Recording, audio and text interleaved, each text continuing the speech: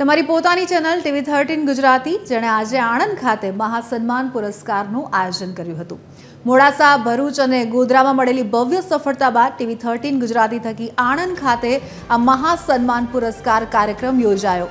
આ કાર્યક્રમમાં સામાજિક ક્ષેત્રે અદ્વિતીય સેવાઓ આપનાર શ્રેષ્ઠીઓનું સન્માન કરવામાં આવ્યું। કાર્યક્રમમાં અનેક મહાનુભાવો ઉપસ્થિત રહ્યા।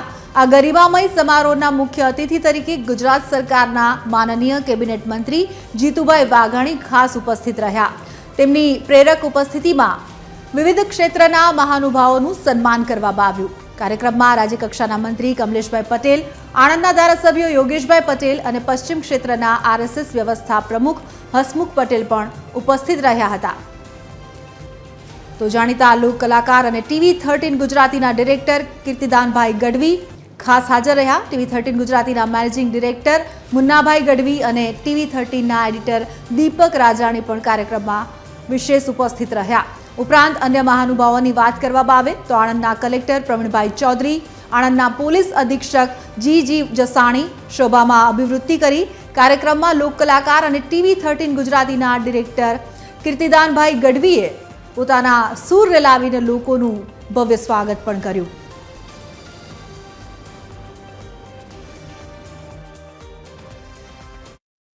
समाज माटे जे कार्य करे छे ए बिरदावाने पात्र छे। TV13 गुजराती एक आनंदनी अनुभूति, एक लागणी अनुभवे छे कि तमारा घर आंगणे आवी अने सन्मान करे छे। आप बधानो हूँ स्वागत करूँ छूं अने स्वागत माटे मारो जे विषय छे चोक पुरावो माटी रंगावो आज मेरे पिया घर आवेंगे।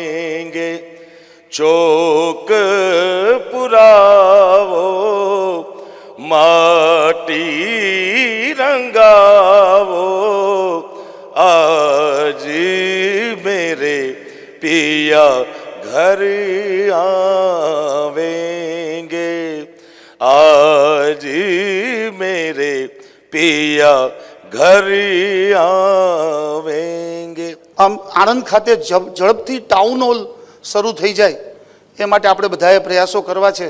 આપણા મનમાં એક સવાલ થવો જોઈએ કે અમદાવાદ, બરોડા, સુરત સહિતના શહેરોમાં જે નાટક, સંગીત અને જે ડાયરાના કાર્યક્રમો થાય છે, ભલે ડાયરાના કાર્યક્રમો માટે તો એક મોટું મેદાન આપણને મળી જતું હોય, પરંતુ બીજા શહેરોમાં જે રીતના ટાઉન હોલ હોય છે એ ટાઉન હોલ બહુ ઝડપથી આણંદમાં થવો જોઈએ, જેના હિસાબે સાંસ્કૃતિક પ્રવૃત્તિ અને સંગીતની પ્રવૃત્તિ અને નાટ્યની પ્રવૃત્તિ જે જોવા માટે તમારે બરોડા ન જવું પડે, ઘર આંગણે આપણે આ સુવિધા મળી જાય। આપણા શહેરના જે રોડ રસ્તા છે એ સારા છે, એ વધુ કેમ આપણે સારા બનાવી શકીએ। હું આજે આ પ્લેટફોર્મ ઉપરથી તમને આહવાન આપું છું કે તમારે કોઈ આ પ્રકારનો પ્રશ્ન હોય તો TV13 આપણી સાથે ઊભું છે। આપણે સૌ સાથે મળીને જે અત્યારે ભૂપેન્દ્રભાઈ પટેલની કર્તવ્યનિષ્ઠ અને કર્મનિષ્ઠ સરકાર કાર્યરત છે ત્યારે એમની સમક્ષ આ આપણે પ્રશ્ન મૂકશું અને આણંદને વધુ સુંદર શહેર બનાવી શકીએ એ દિશામાં આપણે બધા સહિયારા પુરુષાર્થથી આગળ વધીએ।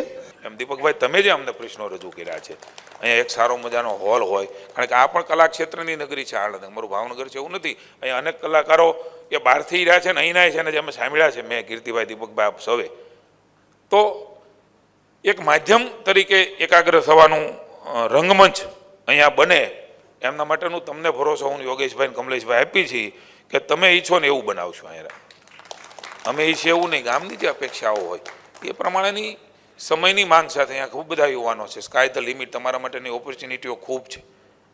આ બધા સ્ટાર્ટઅપર્સ કહો તો સ્ટાર્ટઅપર્સ છે જે બિઝનેસ કરી રહ્યા છે ને, એ બધા સેવા કરી રહ્યા છે, કાંઈક નવું શીખવા માટે, કાંઈક નવું કરવા માટે, કાંઈક ઇનોવેશન જે તમારામાં આઈડિયાઝ પડ્યા છે એ આઈડિયાને એકત્રિત કરવાનું કામ એ માનનીય મોદી સાહેબના નેતૃત્વમાં દેશમાં ખાસ કરીને યુવાનોને દિશા આપવાનું કામ થઈ રહ્યું છે। આવતા વર્ષોમાં TV13ની સાથે રહીને એમણે જે એક આલેખ આપી છે, એક નવું આહવાન આપ્યું છે કે આવો આપણે સાથે મળીને જેમ સર્વોપરી ગુજરાત એવું સર્વોપરી આણંદ બને, સ્વચ્છ ગુજરાત સાથે સ્વચ્છ આણંદ બને।